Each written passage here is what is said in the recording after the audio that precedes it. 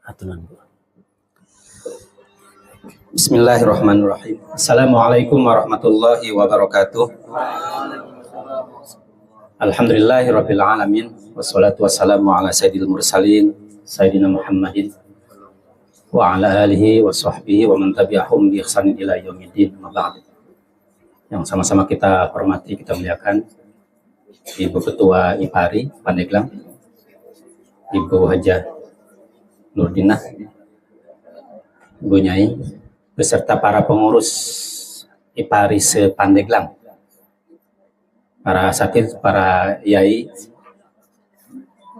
yang telah bersedia untuk hadir sekalian raker. Mudah-mudahan rakernya membawa kebermanfaatan dan keberkahan sehingga nanti IPARI Pandeglang menjadi IPARI yang terbaik se-Indonesia, walaupun baru setahun gitu ya.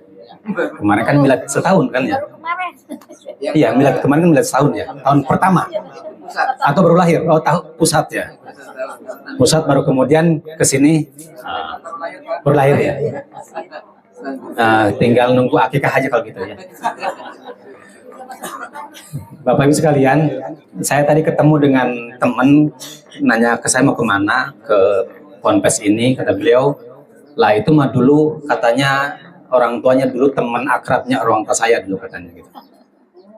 Saya itu dari Kananga, leluhurnya Kiai Haji Tubagus Soleh, dan dari Kadu Hau Ki Entol Yasin. Jadi pendirinya MA itu duanya kakek nenek saya itu. Nah katanya beliau juga kakek neneknya dulu pendirinya MA gitu ya. Jadi ketemu di sini. Gitu. Oh. Makanya namanya Matlaul tadi agak salah tuh deh Pak Junet ya. Pak Junet ya. Istighfar, nggak lulus beliau. Bapak sekalian, alhamdulillah amanah takaful di Pandeglang itu cukup lama. Kalau mau dirujuk ke pergerakan kegiatan yang terbesarnya itu adalah ketika kami termasuk FKPAI waktu itu ya namanya, itu mengadakan launching tebar Quran di Masjid Agung di Pandeglang beserta Bupati dan 24 komunitas termasuk ormas. 10.000 Al-Quran sudah tersebar alhamdulillah, dan kemudian ternyata pada tahun itu 15.000 yang tersebar, bukan 10.000 gitu ya. Alhamdulillah. Kemudian diikuti dan beberapa program lainnya. Setahun kemudian 2021 launching, 2022-nya kita mengadakan survei buta huruf Al-Quran dengan FKPAI. Tim surveinya itu FKPAI. Kemudian tim ngolah datanya supaya ini tidak salah ketika mengambil kesimpulan, kita bersama dengan LP 3M Ulma. Jadi kalau 2027 LPTQ Banten itu mengadakan survei baca Al-Quran se-Banten, hasilnya 72% masyarakat Banten itu bacaan Al-Qurannya cukup bagus sampai sangat buruk. 72%. Makanya kemarin LPTK waktu terbitnya penelitian mereka itu agak kaget juga gitu ya. Nah, 5 tahun kemudian setelah mereka marah survei, kita survei ulang di 2022-nya, kan itu 2017, 5 tahun 2022. Hasilnya ternyata cukup bagus untuk Pandeglang. Jadi kebalik, yang cukup bagus ke atas itu 70%, yang kurang ke bawah. Kita salut dengan Pandeglang gitu ya. Walaupun ketika perubahan tagline dari kota santri ke kota wisata gitu ya, itu cukup mengganggu tuh ya. Ki Hamdi itu sempat saya baca di media itu sempat juga beliau agak sedikit khawatir dengan perubahan itu. Tapi surveinya mengatakan, jangan-jangan FKPO waktu survei itu memilihnya yang di pesantren, di pengajian dipilih, ya pasti bagus gitu. Jangan-jangan gitu, makanya bagus hasilnya. Nah, Bapak Ibu sekalian, berikutnya setelah 2022 itu, kemudian IAT mengambil inisiatif di 2024. Jadi 2021 ke 2000 berarti 3 tahun, 4 tahun lah ya. Kita mulai lagi nih meningkat ke program berikutnya yang mungkin akan merubah gitu ya. Merubah Pandeglang yang tadinya kota wisata gitu ya, tetap menjadi kota santri, kota wisata berbasis santri misalnya gitu ya. Bersendi agama. Sehingga kekhasan kita sebagai kota santri tetap terjaga walaupun derasnya orang datang ke Pandeglang. Apalagi kalau tol nanti sudah sampai ke Tanjung Lesung dan sepanjang pantai selatan itu kemudian digarap habis, kebayanglah bagaimana perubahan besar di Pandeglang. Bukan hanya perubahan ekonomi gitu ya, tapi spiritualnya juga akan berubah banyak. Maka itu yang mungkin perlu kita bantu siapkan. Nah, di antara program yang kami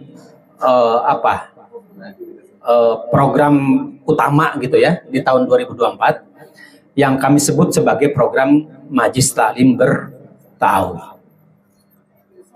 Ini merupakan kelanjutan kerjasama kami dengan programnya Yayasan Insan Indonesia Bertahun. YIB ini milik Agim, kemudian Profesor Dr.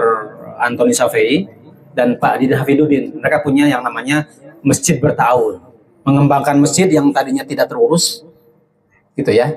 Kemudian yang WC-nya kalau kita masuk itu pertanda bahwa itu masjid gitu ya. Nah itu dirubah gitu, masjidnya jadi bagus, ekonominya juga berjalan, kotak infak yang berjalan biasanya lancar ketika Jumatan ini agak tersendat, agak macet ya. Karena banyak yang ngisi, gitu ya. Dan ngisinya dengan cakep. Nah makanya nanti kita coba praktekkan bagaimana cara mengisi kotak yang berjalan itu. Nah, kami merubah polanya di Pandeglang dan di kota-kota yang sedang kami garap itu bukan masjid bertahun karena masjid sudah ada lah. Justru yang kami melihat di Pandeglang ada masalah yang kita lupa gitu ya. Berjejernya tuh spanduk anti Bang Emok, Bangke gitu ya. Itu berjejer itu bagi kami di AT itu pertanda ada problem yang tidak bisa selesai dengan pengusiran Bang Emok gitu ya. Tapi harus disiapkan alternatif Bang Emok itu gimana gantinya, karena kalau diusir pintu belakang kebuka, ibu-ibu itu butuh uang masalahnya kan gitu ya, dan tidak ada yang bisa memberikan pinjaman yang secepat kilat, yang semudah, yang segampang Bang Emok, walaupun kemudian nikmat membawa siara gitu ya. Nah itu yang perlu kita diskusikan. Bagaimana polanya? Kami melihat di Yayasan Amal Takaful bahwa yang menjadi benteng itu, yang bisa menyelesaikan banyak hal di masyarakat itu adalah majelis taklim.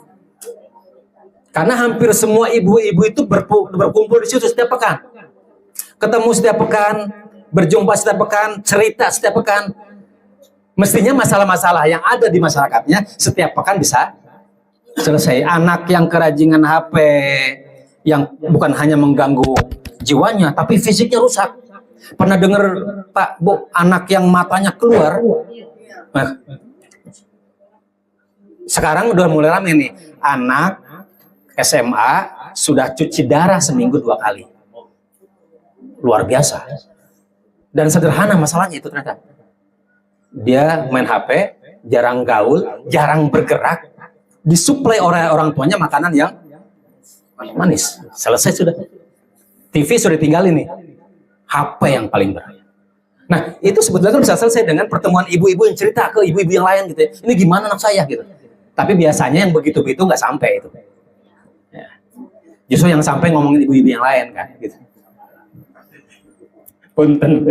Bapak Ibu sekalian, makanya kemudian kita mengambil peran nih gitu ya di AT, bagaimana caranya kemudian membangkitkan fungsi Majelis Taklim yang sudah sedemikian bagus. Apalagi kalau kemudian merujuk kepada Peraturan Kementerian Agama. Pernah baca ya? Peraturan Kementerian Agama tentang Majelis Taklim. Pernah baca? Ini sebagian besar pada bengong gitu.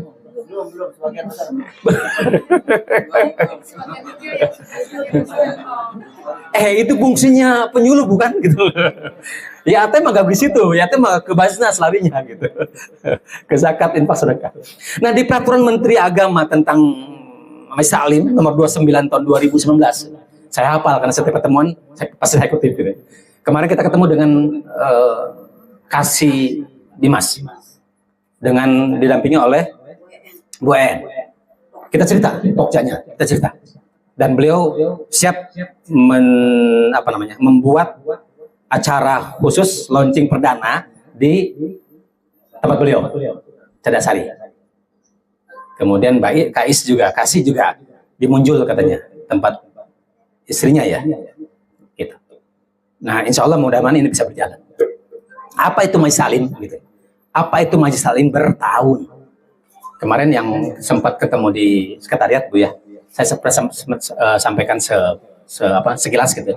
Mudah-mudahan di hari ini bisa lebih luas gitu. Bagaimana nanti kita kerjasama dengan Amal Hayat full dengan penyuluh bekerjasama membuat Majelis Taklim itu benar-benar bisa berdaya. Nah, Majelis Taklim bertahun ini itu adalah program pendampingan Yayasan Amanah Takaful kepada Majelis Taklim yang ada. Pendampingan artinya kalau melihat amanatnya Perma nomor 29 tahun 2019, sesungguhnya peran Majelis Taklim itu cukup besar. Bahkan kalau di masyarakat amat besar. Dia masuk kategori lembaga pendidikan non formal. Tapi di saat yang sama dia juga punya rentetan di Perma itu ada tujuan, ada fungsi, ada tugas. Di antaranya adalah pertama mengembangkan perekonomian warga anggota. Nah, keluhan terbesar Majelis Taklim adalah masalah bagaimana Majelis Taklim bisa berdaya minimal membayar ustadzanya itu cukup. Di kita berapa Bu kalau Majelis Taklim di daerah? Bu Usi berapa bayar kalau ngisi ceramah? Hah? 30.000. Oh. 40 kadang-kadang gitu ya. Berarti lebihnya 1 juta, 2 juta gitu kayak. Oh, itu kalau tabligh akbar gitu maksudnya. Nah. 300.000 yang sedang. Sedang. Oh, alhamdulillah. Ya, tapi kalau manggil akri gitu ya, ke pelosok pun berani bayar 40 juta, 30 juta gitu ya. Luar biasa kita itu. saya sempat ketika diskusi dengan Bu Majelis Taklim, ibu tega ya. Bayar ustadzah yang setiap hari bertemu, ngasih ilmu sedemikian gitu ya, bahkan membimbing, bayar sekian, tiba-tiba manggil tamu dari luar yang cuma ngelucu doang, 30 juta. Ini canda kita gitu ya.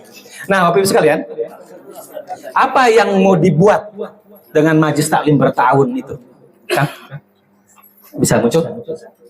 Langsung ke itu, Majelis Taklim bertahun ya. Ada 4 pilar, ada 4 program. Saya boleh berdiri nggak Pak ya? Biasa di panggung masalah, jadi harus berdiri. Punten nih, para yai, para ustadz ya. Ada 4 pilar yang kita maksud dengan Majelis Taklim bertahun. Oh iya, nggak kelihatan ya. Aduh, serba salah nih. Punten. Bu Nyai punten ya. Ini ngebelakangin. Pak Wakil punten ya. 4 program besar yang menjadi pilar Majelis Taklim bertahun. Yang pertama, kita berharap Majelis Taklim itu berkhidmat namanya. Majelis Taklim berkhidmat. Artinya Majelis Taklim itu punya layanan yang menyenangkan bagi anggotanya, bagi jamaahnya. Dalam hal apa? Contoh misalnya, Majelis Taklim itu menyiapkan materi, walaupun ini adalah Majelis Taklim, materi yang runut tentang pelajaran yang mau disampaikan. Yang selama ini mungkin nggak urut, sehingga mestinya lembaga ini menjadi lembaga pendidikan non formal, jadi tempat bertemu saja. Kalau di bahasanya Perma itu, kaderisasi para asatidzah itu ada di Majelis Salim, gitu kata bahasanya Perma.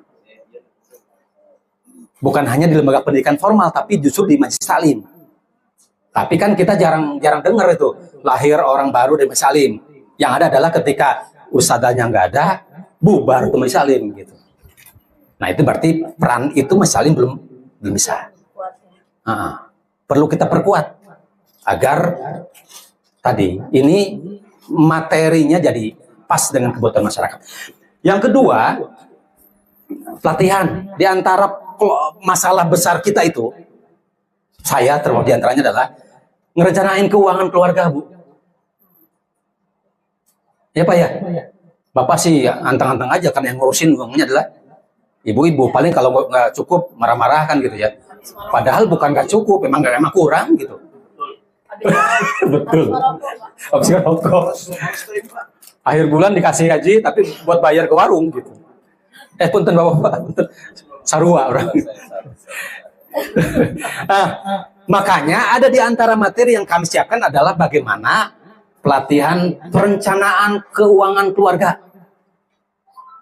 Dan ternyata, punten Bu Nyai, di antara penyebab paling banyak tingkat perceraian di Banten, dan Banten itu ternyata tertinggi juga di Indonesia, adalah masalah ekonomi. Bukan masalah jumlah uang menurut kami, tapi masalah pengaturan keuangan. Saya sering cerita nih, mudah-mudahan kalau yang sering ketemu nggak bosan. Kita punya binaan para duafa, buruh pengupas bawang di Jakarta. Berapa sih penghasilan mereka? Tapi Bapak tahu nggak jajan anaknya itu kayak apa?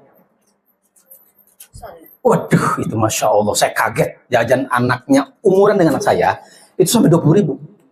Dan jajannya itu bukan jajan yang terencana. Ada bakso lewat, beli dia. Mah, bakso. Belum selesai, ada tukang cincau lewat, mah, es. Itu belum selesai cincau, masih dipegang, cilok lewat, mah, cilok. Saya bilang, Ibu, berapa uang jajan anak Ibu itu? 20, Pak. Hah? Astagfirullah, Bu, anak saya itu sumber itu 5.000. Dia kalau minta, saya marahin.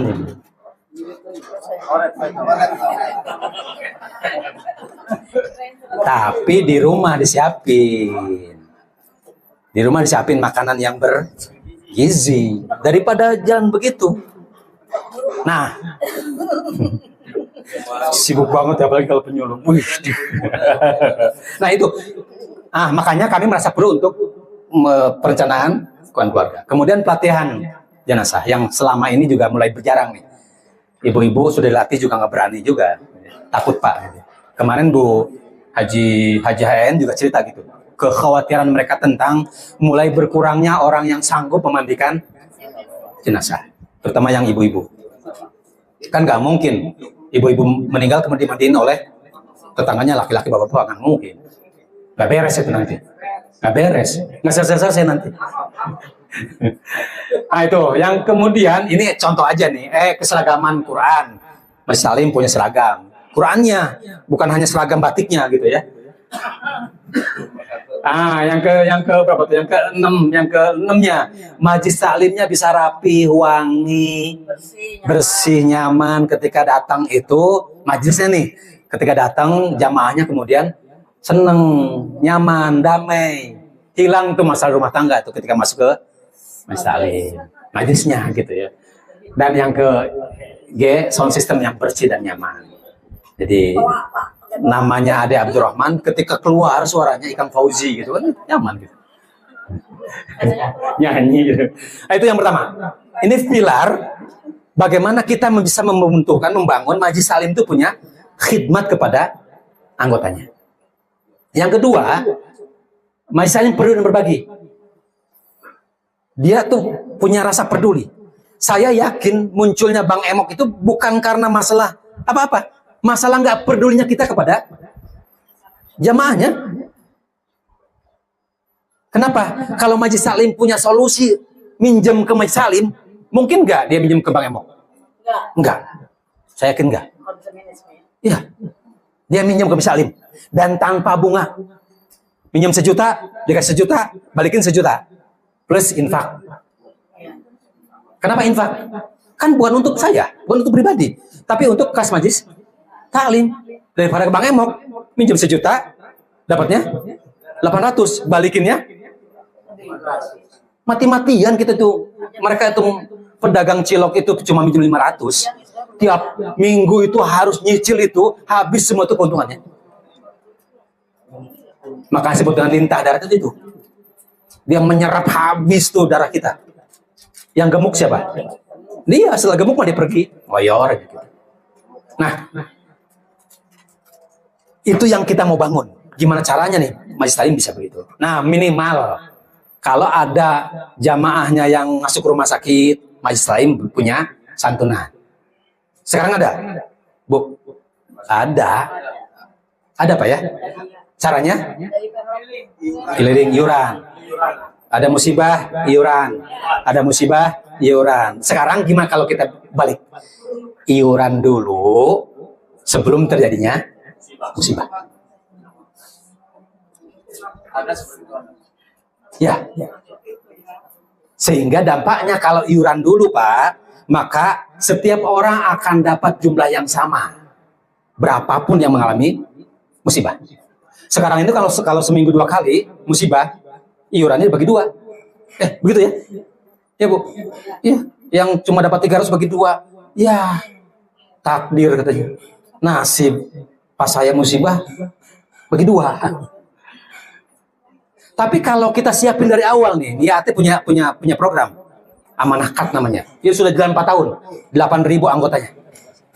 Marbot masjid, dai di pelosok, guru ngaji, sama relawan kemanusiaan. Banten pernah kita berikan 600 kartu, 600 peserta itu. Lewat Dewan Masjidnya Banten, DMI Banten Pak. Apa manfaatnya? Ketika itu ada berapa orang di Pandeglang itu 2 orang yang meninggal, di Cilegon 1. Waktu itu yang memberikan bantuan Cilegon itu Pak Wakil, Pak Sanuji. Kita bareng Pak Sanuji. Pak Sanuji ini ada marbot masjid yang meninggal. Ini ada santunan dari IAT. Apa santunannya? Nah kita buat ini, buat Majelis Taklim ini, kalau ada anggota Majelis Taklim yang masuk ke rumah sakit, dirawat di rumah sakit, maka kita bantu 100.000 per hari. Berapa? 100.000 per hari. Jadi kalau dirawat 10 hari, oh ini apa namanya? Mungkin dia ini apa? Masuk rumah sakit nyaman gitu ya, apa namanya? Lama rumah sakit gimana? Betah 10 hari. Maka kita siapkan bantuan, Majelis Taklim nyiapin bantuan kepada yang bersangkutan sebesar 100.000 kali 10 hari. 1 juta. Pak, kalau 2 orang gimana? Nggak problem. 10 orang, ya nggak masalah. DBD lagi bencana gitu. Masuk rumah sakit 10 orang. Insya Allah 1 orangnya dapat 100.000 per hari. Ini contoh yang kita siapkan, yang sudah jalan nih di Cibaliung ya. Kemudian di Pulau Sari itu jalan. Ini. Masuk rumah sakit, dibayar. Dikasih bantuan 100.000 per hari. Qadarullah 10 hari meninggal. Berapa bantuannya? 5 juta. 2,5 juta. Ditambah dengan biaya penguburan, pemandian, kemudian apa namanya? Kain kafan gitu ya. Kalau ambulan butuh duit, ada sini 1 juta. 1 juta ini kalau IPARI punya tim pemandian, punya tim pemulasan, ini buat IPARI. Buat timnya maksudnya. Nggak usah ke keluarga, keluarganya kasih uang takziah 2,5 juta. Majelis Taklim. Atau Majelis Taklimnya punya sendiri misalnya gitu ya, ke Majelis Taklim. Sisanya uang kas. Itu halal. Dari IAT diperbolehkan. Jadi nanti yang bayar itu IAT itu ke Majelis Taklim, bukan ke yang meninggal. Paham ya? Misalnya ada anggota Majelis Taklim kita yang musibah nih, kita nyerahin uangnya itu ke Majelis Taklim. Silakan Majelis Taklim serahkan kepada keluarga. Tapi jangan dipotong, yang harus setengahnya. Yang sejutanya boleh tuh, kalau ngurusin, kalau nggak ngurusin kasih semua. Nanti ketahuan ramai lagi kan. Ketua Majelis Salim mengambil uang. Nah, kalau meninggalnya kecelakaan, naik motor, kepleset, jatuh. Lagi jalan, ada kambing yang lagi galak, ditabrak misalnya gitu. Kecelakaan. Jatuh dari kasur. Jatuh dari jatuh dari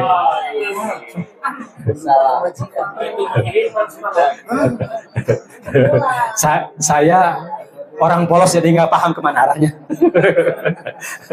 Nah itu kecelakaan, meninggal atau masuk rumah sakit dulu.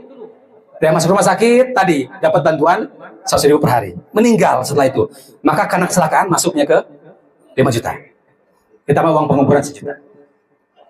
Kalau akibat kecelakaan tadi kemudian masuk rumah sakit 10 hari, keluar kata dokternya, Pak, Bu, kaki ibu dua-duanya nggak berfungsi, atau tangan ibu dua-duanya nggak berfungsi. Nah, itu namanya cacat tetap total. Nah, kita kasih bantuan untuk bikin usaha di rumahnya. Jadi kalau itu dialami oleh naudzubillah penyuluh, udah nggak usah kerja lagi, di rumah aja bikin usaha. Gitu. Nah, ini salah satu di antara tadi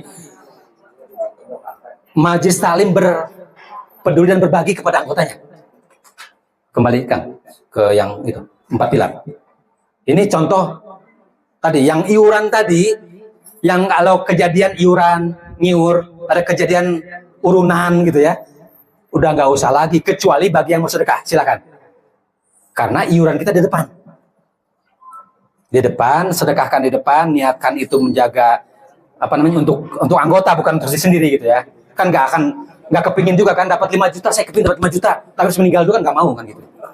Tapi kalau ada yang kena musibah, kita mau bantu. Nah, yang kedua, peduli berbaginya itu yang kedua adalah santunan anak yatim dan besok itu bulan depan acaranya, bulan ini direncanain. Kan gitu ya? Nah, kalau saya Pak dari pertama masuk pengajian gitu kan, jadi kita kan saya itu ada 2, pesannya 1 buat yatim piatu. Oh, cakep. Cakep. Kita buka, Benar. Ketika saya diskusi ini dengan Mesalim di mana? Di Tangsel.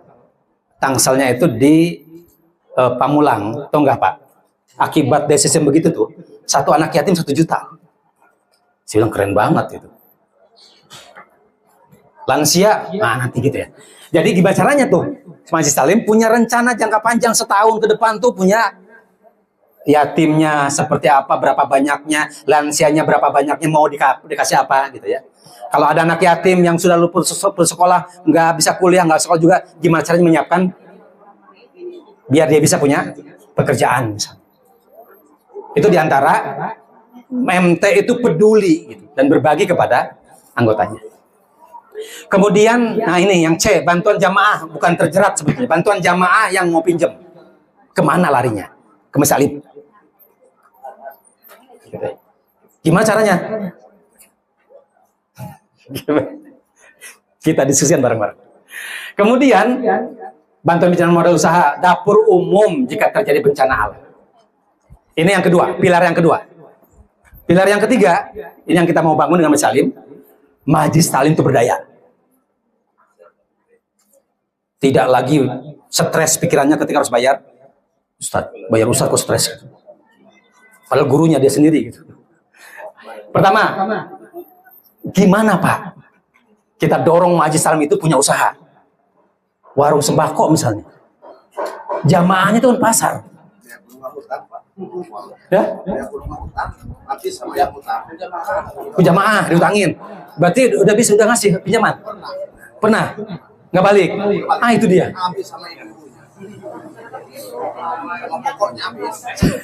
Sama pokoknya habis.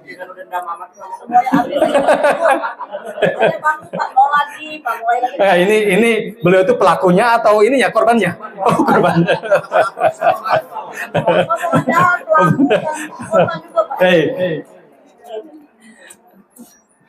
Tapi kita pernah pengalaman di Pandeglang. Dan ini masih jalan nih. Jadi ini cerita saja gitu ya. Cerita apa namanya? Cerita kita lah. ada satu pesantren di Pandeglang itu yang basisnya itu adalah pesantren kecil, tapi punya sawah. Jadi kalau panen itu mereka dikumpulin di satu gudang itu ya. Apa? Leit. Nah, leit. Lumbungnya. Kalau dibutuhkan baru kemudian digiling, gitu ya. Jadi nggak panen langsung digiling semua, dijual enggak. Itu buat makan santri. Problemnya adalah Pak, kami tuh di bawah kami itu ada 100 pesantren kecil-kecil di Pandeglang Selatan. Kalau lagi panen mau butuh beras, beras ini harus digiling kepada tempat penggilingan milik orang lain. Jadi kami harus bayar biaya penggilingan. Dan yang punya penggilingan itu nggak punya kontribusi apapun kepada kami. Pertanyaannya Pak, bagaimana caranya? Kami punya mesin huller sendiri. Siapa namanya huller tuh? Mesin penggiling kan ya? Saya bilang berapa itunya? Modalnya 50 katanya. Berapa ton per kali giling? Sekian. Sekali panen. Biaya gilingnya gede juga gitu. Artinya kalau kita punya mesin huller sendiri, si pesantren bayar ke kita dan uangnya balik kepada pesantren untuk santri gitu ya. Kan lebih untung dibanding dia harus kemudian datang kepada penggilingan. Digiling di sana kita bayar.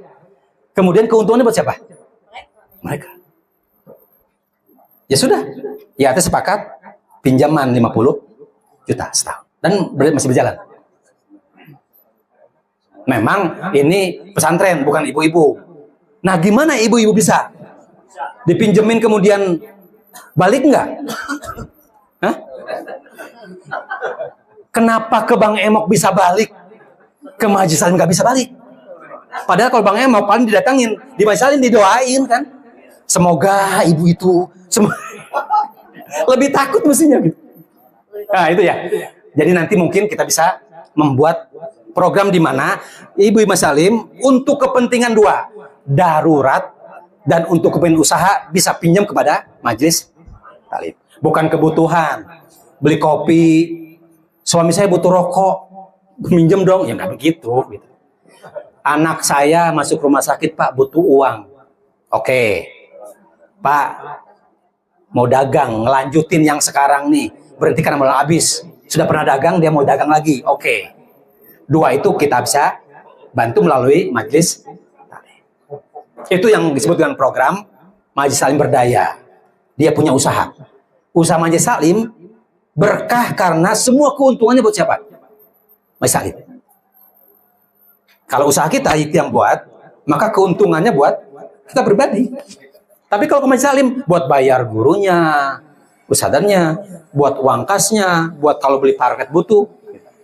Dari usaha-usaha yang keluar Majelis Salim. Bisa enggak Majelis Salim punya usaha? Bisa. Dan saya punya cerita. Ada Majelis Salim punya kafe. Dan punya agen sembako yang harganya lebih murah dibanding kalau dia beli ke warung, sehingga agen tuh belinya ke Majelis Salim. Dan pasar terbesar Majelis Salim adalah anggota, pasti butuh sembako kan. Nah itu ada Bank Mini sekarang kan, yang paling banyak Bank Mini ya, Briling itu kan lumayan ternyata gitu. Kalau Majelis Salim punya kan. Dan usaha yang lain. Itu yang ketiga. Yang keempat, bermartabat. Majelis Salim itu kalau udah punya uang sendiri, punya ngatur sendiri, dia bisa membiayai anggotanya yang mau pinjem, punya martabat dia. Warga yang tadinya nggak mau Majelis Salim, dijamin akan ikut Majelis Salim. Karena manfaatnya kerasa. Nah yang bermanfaat lagi adalah kalau kemudian atas kehendak kita, semua Majelis Salim binaan YAT akan didorong untuk punya izin legalitas sebagaimana ketentuannya peraturan Menteri Agama. Kan sekarang lagi digalakin nih kan ya. Pandeglang itu baru 200 Majelis Salim yang terdaftar registrasinya. Dari 1000 Majelis Taklim yang namanya ada di Kemenak. Padahal Majelis Taklim Sepaneglang itu ada 3.000 majelis taklim. Jadi dari 3.000 yang terdaftar di Kemenag ada 1.000. Yang punya legalitas cuma 200. Itu yang sekarang Kemenag lagi dorong ya. Online. Apa namanya? Sistemnya? Salto. Salto, Pak. Online terpadu gitu ya. Nah, itu diantaranya kita akan dorong tuh semua majelis taklim. Kenapa? Karena kalau sudah terregistrasi Kemenag, kalau Kemenag punya dana hibah untuk majelis taklim, pasti yang disasar majelis taklim yang punya izin. Gitu ya. Nah, ini 4 yang kita mau jalankan. Dari mana dananya? Kan itu pertanyaan. Mungkin nggak majelis taklim punya kas gede?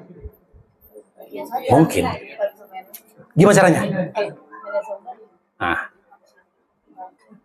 infaknya itu yang kemudian kita atur. Mekanisme cara bersedekahnya itu yang kemudian kita edukasi.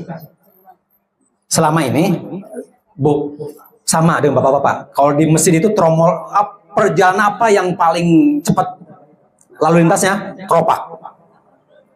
Udah sampai udah di ujung gitu. Cepat nggak ada halangan gitu. Ya Pak ya, Pak. Jumatan itu Pak yang paling cepat lalu lintasnya keropak. Gitu. Lanjut. Ini diantara. Jadi YAT mencoba akan mendampingi majelis taklim yang mau bersama YAT. Nanti kami akan menunjuk 1 orang untuk mendampingi majelis taklim. Diarahkan bagaimana cara ngatur uangnya, bagaimana uangnya itu makin terkumpul, kita arahkan. Melalui yang kami sebut dengan konsultan pendamping. Yang sekarang ini sedang kami rekrut nih. Kemarin 2 kali udah. Ini yang ketiga. Jadi ini sebetulnya lagi rekrutnya konsultan pendamping nih. Jadi Bapak Ibu lah nanti yang kami inginkan sebagai pendamping majelis taklim agar 4 pilar itu tercapai. Ya Bu ya? Loh, pengalaman dampingin kan sudah sering. Tinggal bagaimana bersama-sama nih kita diskusi nih. Supaya pendampingannya tepat sasaran. Gitu. Bukan hanya materi, ada pengumuman dari Kemenag disampaikan gitu Bu ya. Apalagi tugasnya? Kalau kemarin misalnya. Tapi juga bagaimana mendamping misalnya ini punya koridornya bisa berjalan gitu. Yang kedua, manfaat yang kedua kalau mereka ikut kita, program ini adalah memiliki program bantuan jika jamaah mengalami musibah. Tadi programnya tadi. Kalau masuk rumah sakit ini loh bantuannya. Kalau meninggal ini bantuannya. Itu kita siapkan. Yang ketiga, memiliki sumber pendanaan bagi kegiatan misalnya. Yang keempat, aman gitu. Yang kelima, program kerja dan rencana pengembangan. Ada program kerjanya misal ini yang dibuat kita bersama-sama dengan para pendamping. Yang keenam, database. Ini setiap bulan ketemu, tapi nggak punya data jamaahnya. Kan aneh. Kayak ormas kita tuh, nggak ada satupun yang punya. Padahal ketemu setiap bulan. Padahal di pengajian desa ada gitu ya, ranting apa Bu? Kalau di muslimat itu apa? PAC, ranting, anak ranting itu paling bawah ya. Anak ranting, PAC, PC. Punya database Bu? Punya. Database jamaah? Ada lengkap? Tanggal lahir? Oh, enggak. Kondisi ekonomi? Kalau itu enggak. Nomor kerudung. Nomor kerudung. Kalau nomor baju ada. Karena kan setiap bulan ganti seragam, ada kan nomor baju. Jadi kalau susunan kepengurusan dari PC Muslimat Kabupaten itu dari mulai PC sama PAC sama ranting dan anak ranting itu ada Pak. Cuman kita belum mengcover sampai ke data detil ya. Kebutuhan ekonomi seperti apa, kalau mau usaha siapa aja punya usaha. Kalau dari bantuan dari Kemenag atau dari ada bantuan mesin jahit nih 1000 mesin jahit, kan yang didata adalah siapa di antara jamaah kita yang tukang jahit, butuh jahit. Nah, kadang-kadang gitu tuh bantuan itu. Tuh ya. Nah, kita mau bantu Majelis Salim itu punya database, termasuk lansianya berapa, anak yatim berapa, gimana kondisi anak yatimnya. Karena database itu yang kemudian si Majelis Salim punya peran kepada anggotanya. Termasuk kalau ada dana penyaluran, begitu. Dan yang terakhir, Majelis Salim yang terlibat di Majelis Salim bertahun, itu akan menjadi bagian dari amanah takaful ketika menyalurkan bantuan. Butuh kado cinta untuk guru ngaji, ya teh nggak usah ke pelosok tuh keliling nyari, cukup ngubungi Majelis Salim, ada tanya kan guru-gurunya, udah itu aja. Quran kita ya teh tuh ngirim Quran kemana-mana Pak. Sekarang ini ke Batam kemarin, Aceh tuh pernah 2 kali, Wasior terakhir 5.000 Wasior. Wasior tahu? Di belakangnya Pulau Papua itu. Oh, sana aja. Kita pernah sunatan massal di Timika itu 450 anak. Tapi tahu Pak biayanya berapa? Bawa dokter dari sini aja pesawatnya kan khusus. Nggak mau mereka pesawat biasa kan? Kirim Quran ke Wasior itu 5.000 cuma. Berapa biayanya? 60 juta Pak. Ke Batam kemarin kita kirim, launching tebar Quran di Batam itu, cuma 5.000 2 kali kirim, 3.000 sama 2.000. 37 juta biayanya. Kita pikir, Masya Allah kalau begini terus ini habis uang hanya untuk dikirim. Mendingan nyata Quran. Makanya kemudian kita alihkan nih, nggak begini caranya nih kita. Lewat apa? Majelis Taklim. Kalau Pandeglang kan warga Pandeglang itu yang perempuan itu ada 600.000. Badan Statistik 2024. Ada yang pernah baca Pandeglang dalam angka 2024?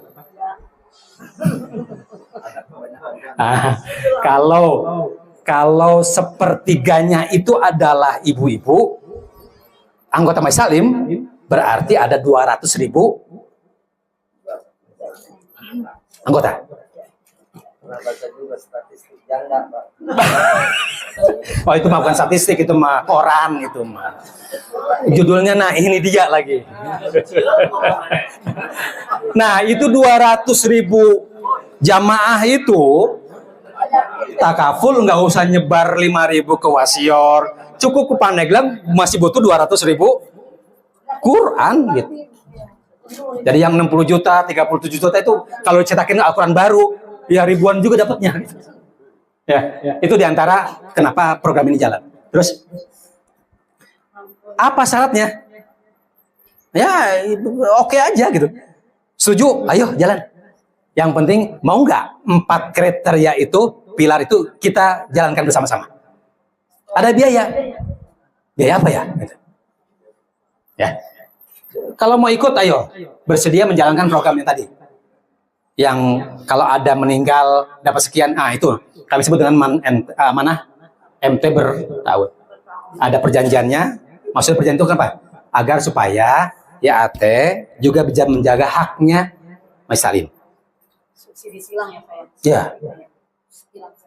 Disilang-silang. Oke? Yang ketiga, sepakat nih Majelis Salim nih, ikut tas. Tas itu tabung amal soleh.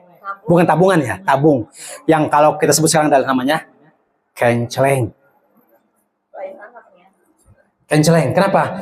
Justru itulah ekonominya Majelis Salim di kenceleng itu Pak.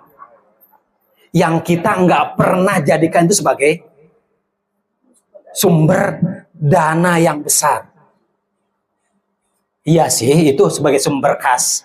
Tapi kan nggak pernah diajarin bagaimana cara ngisi kenceleng yang efektif. Bapak pernah ngajarin ibunya, istrinya? Mah, nih cara ngisi kenceleng. Pernah? Pernah. Cara sedekah yang baik? Sering gimana Pak? Di rokok. Oke. Mengikut sertakan semua jamaahnya pada program Amanah MTK. Apa itu Amanah MTK? yang tadi nih? Lanjut aja. Nah ini Pak, program ini kan iuran ya. Ada musibah iuran tadi, ada musibah iuran. Sekarang kita balik, sebelum musibah kita iuran. Kita sedekah dulu. Berapa sedekahnya? Niatkan sedekah 50.000 per tahun itu untuk membantu saudara kita anggota Majelis kalau ada yang mengalami musibah. Per tahun. Bukan per bulan. 1 tahun 50.000 untuk 1 orang. Kalau ada di antara jamaah yang mengalami musibah tadi itu, sakit, masuk rumah sakit, meninggal karena sakit, kecelakaan, ya segini dapatnya. Ya, per tahun. Kalau per bulan mah mikir juga kita ya. Padahal harga rokoknya per hari bukan per bulan ya. Lanjut. Nah, yang kedua kenceleng. Ini yang mau kita berdayakan. Kita mau efektifkan bagaimana kenceleng itu terisi penuh. Dan itu buat majelis taklim. Pak, ini caranya nih. Sedekah itu katanya kan banyak manfaatnya ya. Betul sih gitu. Tapi ngeluarin sedekah itu bukan malas, berat gitu. Kenapa berat? Karena masalahnya nggak tahu bagaimana cara bersedekah yang efektif. Kalau ada kenceng lewat yang disampaikan oleh pengurus Mesalin tuh, gitu ya. Ayo sama-sama kita sedekah. Dengan sedekah maka umur panjang, sehat, apalagi rezeki berlimpah. Udah selesai. Padahal mestinya Bu, caranya adalah ketika kenceleng itu lewat, sebelum kita masukin uang ke kenceleng itu, maka Berdoa. ngomong tadi, baca doa. Yang itu kita lupa. Padahal disitulah kalau pahala mah insya Allah dapat pahala. Insya Allah. Walaupun sampai gerandeng gitu ya. Lewat lagi. Pahala insya Allah dapat. Sesuai dengan tingkat keikhlasan. Gitu ya. Makin ikhlas makin. Sumbangan kita itu kalau berdasarkan tingkat keikhlasan makin ikhlas makin kecil.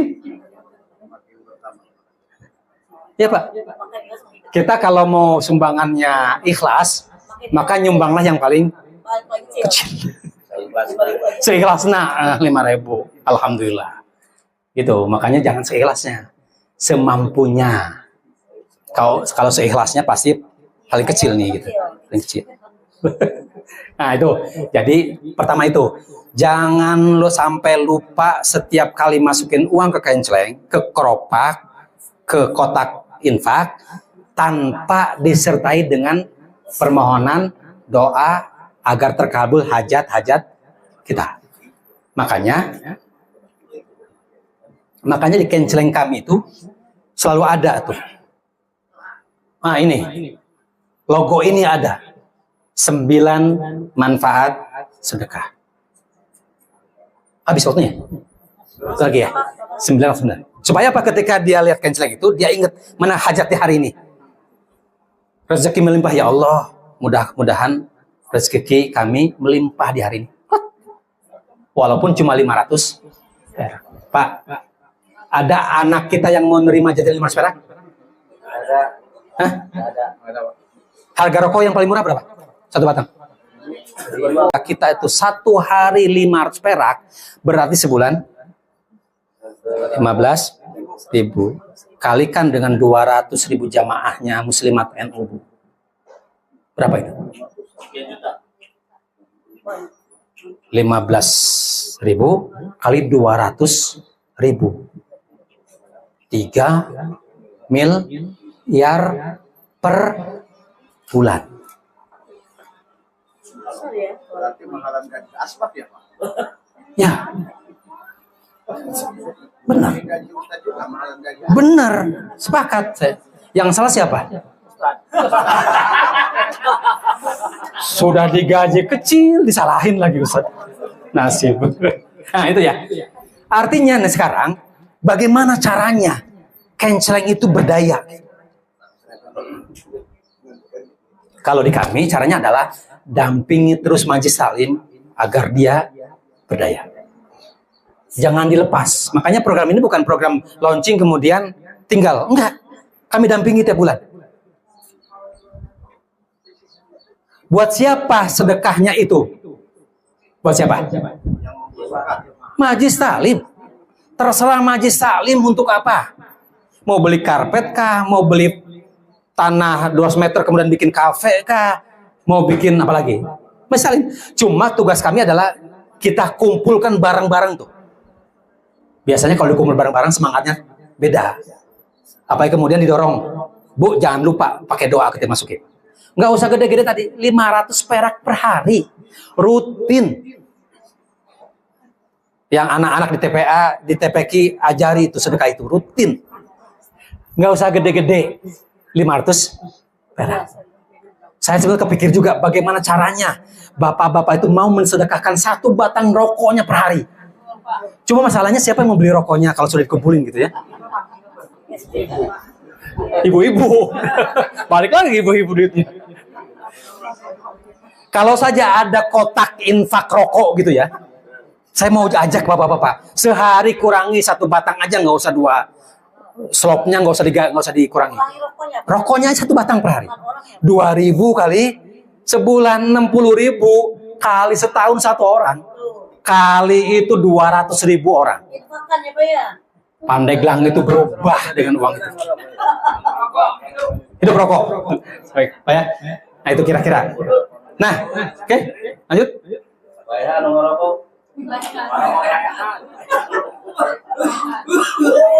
Oke, Ibu.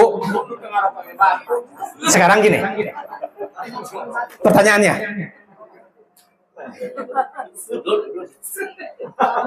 Bisa enggak? Bisa gak ngudud? Bisa enggak kita nih bersama-sama menjadi konsultan pendamping Majelis Taklim agar Majelis Taklim punya dana besar itu? Bisa. Yang pertanyaan kedua, mau nggak? Nah, pertanyaan ketiga, mampu enggak konsisten? Kan gitu. Siap ya? Kalau saya sudah memastikan Ibu ke saya harus serius nih menggarap Majelis Taklim. Karena benteng kita menyelamatkan warga sekitar itu bisa selesai kalau Majelis Taklimnya kayak yang kita bayangkan itu. Asal tadi bisa konsisten nggak ngawal nih setahun aja. Jadi dana itu kenceleng itu dikumpulkan, kencelengnya kami siapkan per orang. Jadi setiap peserta Majelis Taklim itu ada bukti, contohnya dibawa nggak? Hah? Nggak dibawa? Tadi bawa 1 mobil, ditaruh tadi. Nah, kita rencanakan Bu, nanti sudah mau jalan, beberapa tempat sudah jalan. Setiap peserta Majelis Taklim jamaah dapat 1 Al-Quran dan dapat kenceleng. Setiap jemaah. Sama ikut bertahun tadi yang 50.000. Yang per tahun. Apanya? Kenceleng disimpan di rumah. Kami percaya tidak akan dibobok kecuali oleh suaminya. Aduh, ibunya udah rutin ya Allah ketika mereka kumpulin, loh kok bolong? Bapak berokok. Nah gitu ya. Jadi setiap jamaah yang ikut program ini kami siapkan kenceleng dan Quran. Apa?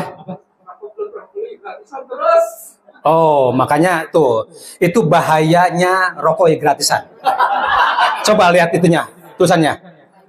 Rokok dapat menyebabkan. Coba kalau rokok beli, kan enggak penyakit itu. Rokok dapat masalahnya. Bukan rokok beli. Mungkin dia dapat ngasih. Begitu ya.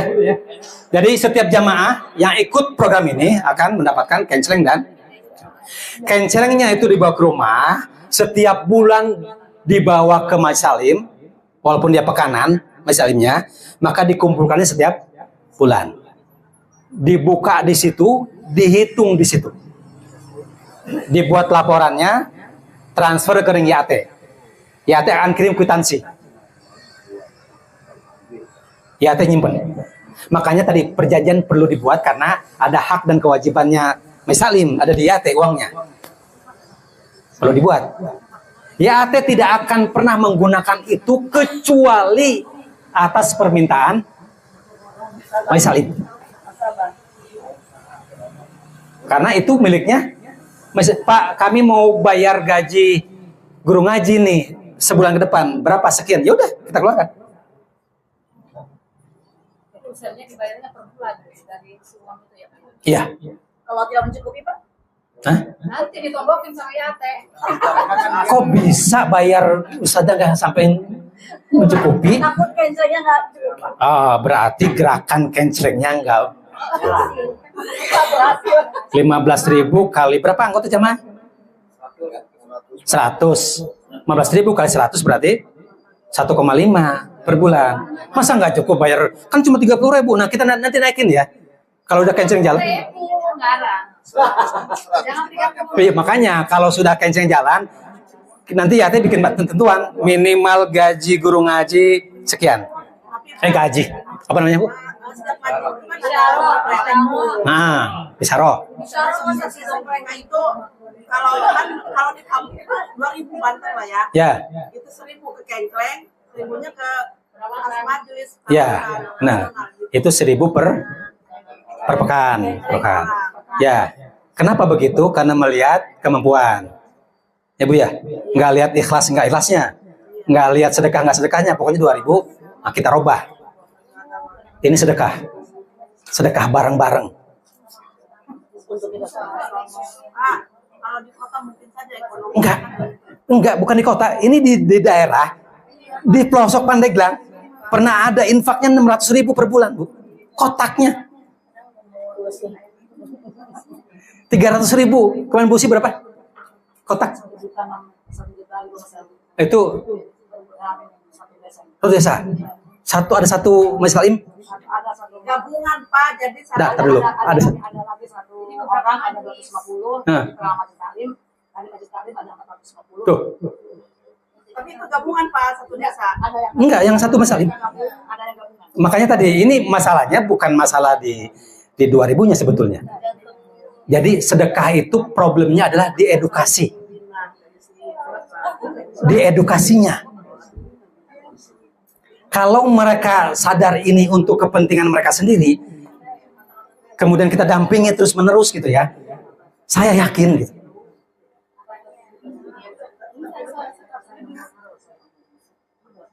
Kayaknya susah, kan belum jalan. Coba kita jalankan. Ya, kita coba jalankan. Memang di awal itu pasti berat nih. Paling berapa gitu ya. Nggak masalah, jalan aja gitu. Nanti lama-lama orang akan biasa. Yang namanya merubah kebiasaan dari 2.000, bayangin 2.000 per minggu. Sebulan cuma 8.000, tiba-tiba menjadi 15.000. Kan kayak UKT ya. Kayak anak kita kuliah gitu. Cuma tinggal memang edukasinya. Itu kira-kira yang kita mau bangun dengan Majelis Talim bertahun. Nah, Amal Takaful ini sudah 2 kali merekrut relawan, termasuk Bu Usi, siapa lagi? Ustadz Undang ya. Kemudian ada relawannya YAT tadi tuh yang Pak Dede di Pulau Sari sudah mulai jalan. Sudah Bu Usi sudah. Udah berapa desa, 3 desa hampir gitu ya. Sudah jalan. Memang tadi kata mereka juga, kata ketua misalnya, Pak mohon maaf ya, cuma dikit. Kita bukan besarannya, kesadarannya justru bangun. Dah terus kita dampingi coba. Sampai kemudian saya yakin, seyakin-yakinnya bahwa setiap orang akan sanggup bersedekah 15.000 per bulan. Per bulan. Dan saya yakin bapak-bapak yang rokoknya 2.000 per batang itu akan mengalihkan rokoknya itu menjadi sedekah. Amin ya Rabbal. Nah, nggak usah dari rokok, nanti dari yang lain. Gitu. Baik. Baik, itu aja. Terima kasih, itu kira-kira ya penjelasannya. Jadi kenapa ini perlu kerjasama dengan para penyuluh IPARI, karena yang langsung punya akses, punya garapan, punya binaan Majelis Taklim adalah Bapak Ibu sekalian. Kami mengajak gitu ya. Nanti tahap keduanya adalah kami akan merincikan bagaimana cara kerja kita dan apa yang akan kita dapatkan pribadi dari tugas ini. Di sini saya nggak akan ngasih tahu, biar penasaran. Nanti di pertemuan kedua kita akan gambarkan bagaimana cara kerjanya dan kemudian berapa yang kita bisa dapatkan dari program ini untuk uang oli kita, untuk licin supaya bisa jalan motornya gitu ya. Itu mungkin kalau ada yang tanya sebelum saya tutup. Semangat bos. Assalamualaikum warahmatullahi wabarakatuh. Waalaikumsalam. Mengenai pekerjaan Majelis Taklim ya Pak ya. Ya. Betul ya. Mengenai pekerjaan Majelis Taklim, kebetulan di Pandeglang itu kan sudah terbentuk ya, yaitu BWN. BWN besar itu kan notabene dia itu kan pengawas ya. Nah, mohon kepada Bapak kalau bisa ya arahkan BWN itu berhubungan dengan kami. Dengan kami penyuluh. Yeah. Kita loh, garapan kita loh. Dia kan di pengawas guru. Cabang kedua enggak Pak? Jawabannya gitu. Jadi Tapi ngurusin Pokja Mas Salim. Iya, itu dia ketuanya. Makanya kita maaf pulang responnya mah tidak ada gitu. Kita mengajak masyarakat kita. Oke. Ya. Nah, silakan itu cabangan kita Pak. Kita nggak pernah nyabak penma ya Pak ya. Ya. Baik, terima kasih Bu. Gini. Pertama gini. Program ini tidak ada kaitan dengan pemerintah daerah Pandeglang. Dan tidak ada kaitan dengan Kementerian Agama Pandeglang. Sama, tidak ada kaitannya dengan Pokjanya Majelis Taklim. YAT punya program menggarap Pandeglang melalui Majelis Taklim. Siapa kira-kira nih yang punya peluang besar bisa garap bareng-bareng? Pokjakah? IPARI-kah? Atau YAT bikin relawan sendiri? Tapi sebagai tamu kami soan ke semua, termasuk ke Muslimat NU kita lagi siapkan, ke Muslimat Mata Anwar sudah kita siapkan, ke Aisyah juga sudah kita jalankan, Patayat kan saudara ya, tinggal tolong gabung gitu ya. Adik kakak jangan saling berantem, jangan menggarap masih saling mendahului gitu. Nah, jadi kita mau ngajak nih. Kalau IPARI yang terlibat, saya yakin gerakannya akan lebih masif sepanjang 35 kecamatan bisa jalan. Dibanding kalau YAT kemudian satu-satu datang gitu ya. Apalagi kalau kemudian didukung oleh kebijakannya Kementerian Agama melalui KSI, Bimas maupun Pokja misalnya gitu. Akan jalan gitu. Tapi ketika jalan menjadi konsultan, kan Pokja nggak mungkin jadi konsultan. Yang datang ke Majelis Taklim mendampingkan nggak mungkin. Siapa yang paling mungkin? Penyuluh. Makanya kemudian menurut YAT yang paling memungkinkan bisa jalan bareng adalah penyuluh. Itu penyuluh. Gitu ya. Itu Bu? Ya. Jadi tolong sama Bapak diarahkan ke itu. Oh, insya Allah. Nah, jadi kalaupun ada programnya Bu Haji En, itu hanya program pribadi, gitu ya. Iya. Bukan sebagai programnya Pokja. Kalaupun Pokja kan pasti akan masuk ke ranah yang teknisnya ada di teman-teman. Itu di Pokja itu hanya berapa orang Budin ya? Ya Budin ya. Hanya berapa orang penyuluh itu yang masuk ke situ di Pokja. Banyaknya maaf orang ASN yang di Kementerian Agama yang notabene bukan penyuluh, yang di kantor-kantor itu, Iya. gitu. Ya. Yang tidak merasakan bagaimana dinamikanya Iya, majelis taklim. hanya nama saja, kita makan pelaku, Pak. Gitu. Ya, ini curhatnya aja Bu ya, Pak ya. Jangan sampai keluar dari ruangan ini. Ada lagi yang mau tanya? Ya. Pak, jadi untuk penyaluran tadi, karena saya pernah berjalan juga melaksanakan hal tersebut, bahkan uangnya sudah banyak juga. Ya. Cuman kendalanya itu di penyaluran. Jadi kita untuk yang kena musibah, artinya dari yang kena musibah.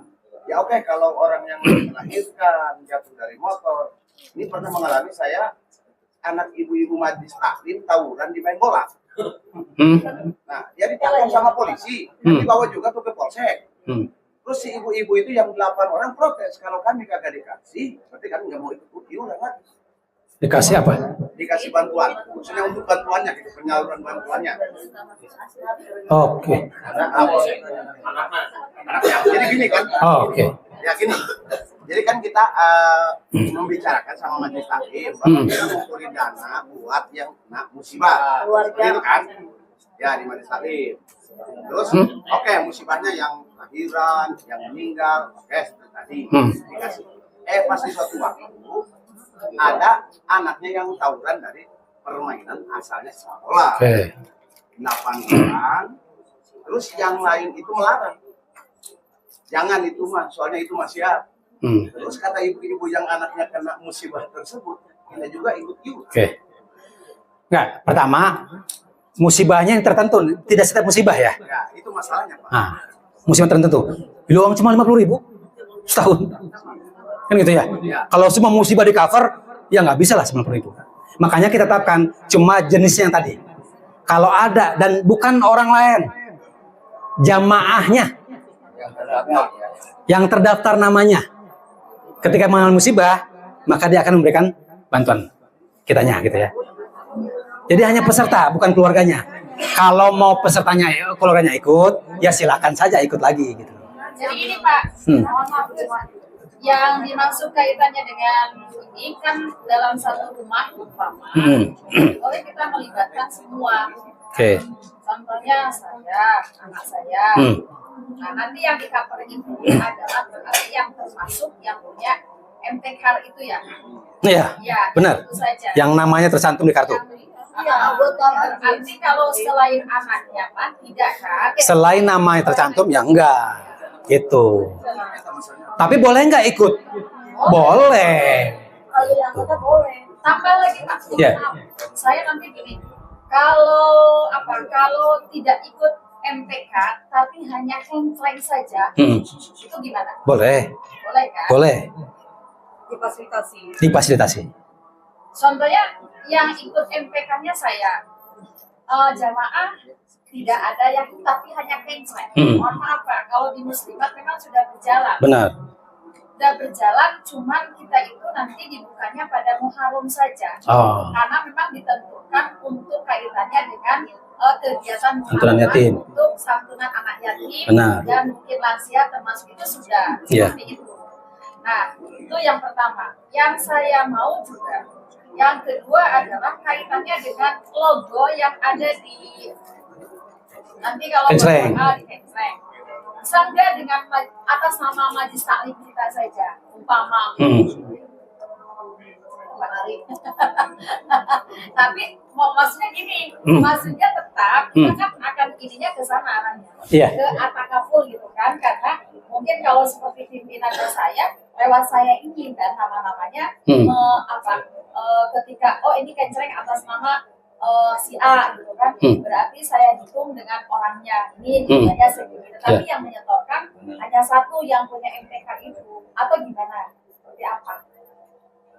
Menyetorkan kencrengnya. Oh, kalau menyetorkan kencrengnya memang kewajibannya Yang pimpinan. pimpinan. Oke. Pimpinannya. Mas Faiz, nanti diskusi masalah pencet logo. Mungkin nggak dicantumin logonya gitu ya, biar menarik gitu ya. Minimal Sebelah. minimal berapa gitu kan?